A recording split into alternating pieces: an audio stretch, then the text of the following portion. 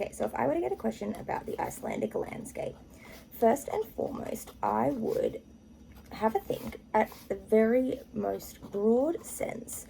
What do I know about the Icelandic landscape?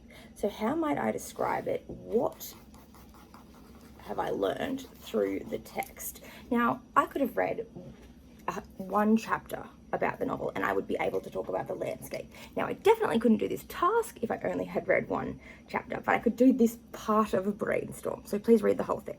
But if I'm describing the landscape, first and foremost, I know that it's brutal. I know that it's cold. I know that it can be quite isolating. I also know that it can be really forceful, and realistically, like if it is dark for multiple days at a time, if I'm stuck in these blizzards and these snowstorms, that's going to be quite controlling on my life. So the landscape is quite controlling. It's also therefore quite powerful.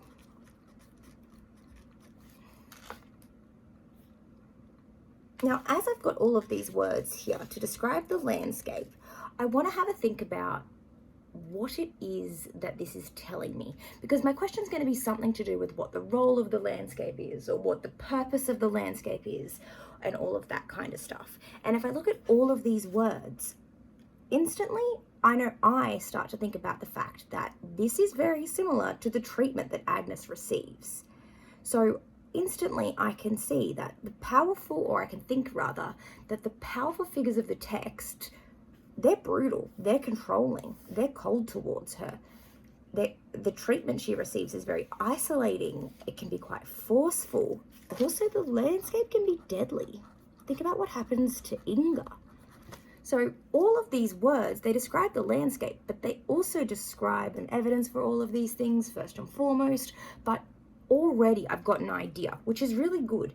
I'm going to make a note of it in case I forget it, because if I'm in an exam, that can happen. Now, when I think of isolating, I always think of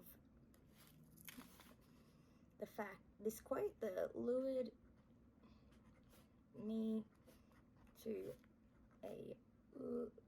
to his lonely farm on a lie. But that's Nathan.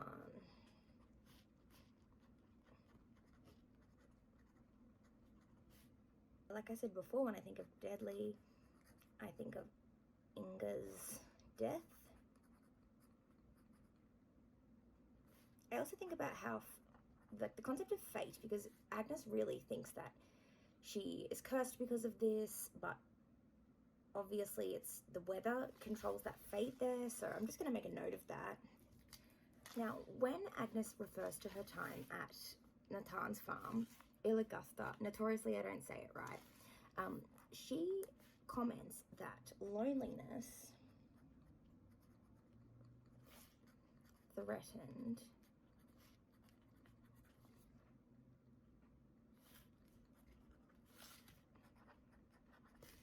to bite you at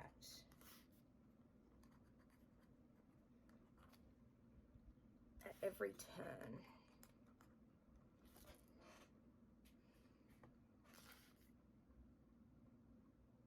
She also refers to it as the edge of the world. When Agnes is reflecting on the night that Inga died, she talks about how the wind or the storm was demanding to enter, so it's quite forceful, but obviously therefore deadly. I'm just going to write demanding. Oh, why did I spell demanding like that? Demanding to enter. Agnes refers to the clouds hanging in the air like dead bodies just before she is executed. Clouds.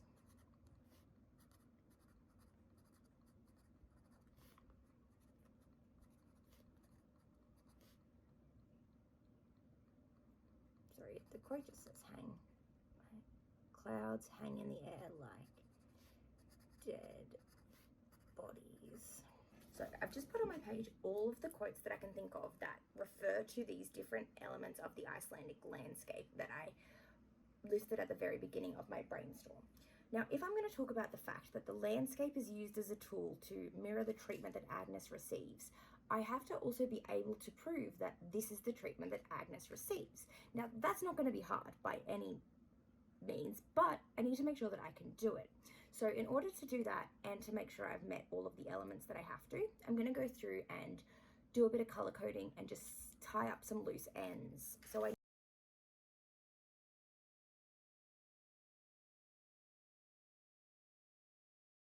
obviously got Agnes being treated a certain way. Now, when it says changeable as the ocean, this is referring to Natan. So I've got that identity there. We've also got Inga here. I also just wanted to add the controlling nature of the landscape when Toti can't, he can't is told the weather is unfit when he wants to go and visit Agnes. So I'll just make a note of that there.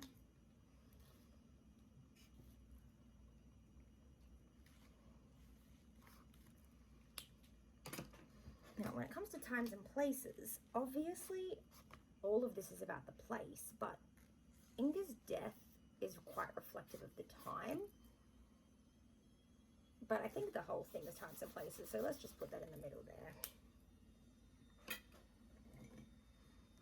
When it comes to concepts, isolation is a concept, power is a concept, control is a concept, death or survival is a concept. I've got a bit of, I mentioned fate here.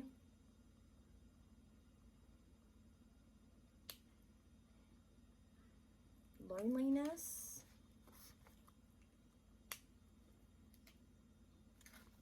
Let's talk about betrayal here.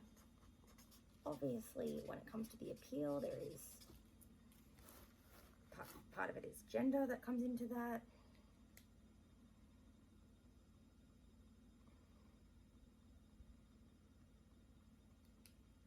A lot of this here links to class. Right, aesthetic features and stylistic devices is going to be a really good one for this question, because a lot of this is pathetic fallacy. Because the weather is mirroring what is happening with our characters.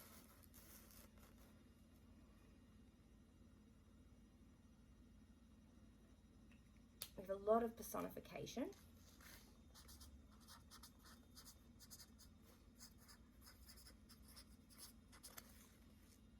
Down here we've got hyperbole.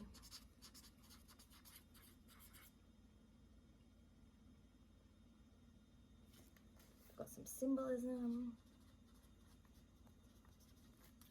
simile, but also characterization.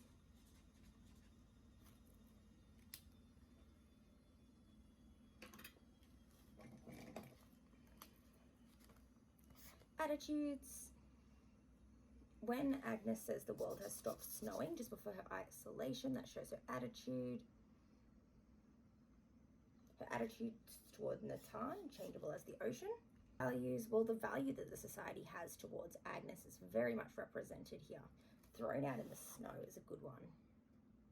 So when it comes to beliefs, I think, again, a lot of this is going to look at what society believes about Agnes. So the stuff about the appeal, Seeker's appeal, is good. I've made sure I've included all of the stuff that I need to, but again, I want to make sure that I can link this back to how Agnes is treated. So when it comes to the landscape being cold, she's thrown out in the snow. Her being thrown out in the snow by Natan is quite cold in nature. When it comes to the controlling nature of the weather, so the fact that Toti can't go out into the weather because, Toti is told to not go out into the weather because it is unfit. The weather is controlling what he can and can't do. However, Agnes is controlled by the powerful men. The deadly nature of the weather, so particularly we see this through Inga's death. Well, obviously Agnes is executed, so that is deadly in nature. Therefore, what I would do is I would have my thesis being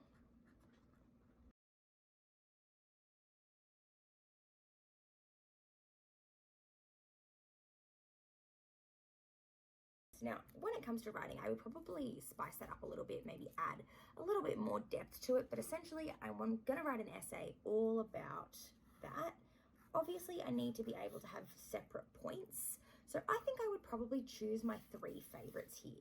So the treatment that Agnes receives, first and foremost, she is treated in a way that is inherently, time after time again, she is isolated, and it's my favorite concept. So I would probably have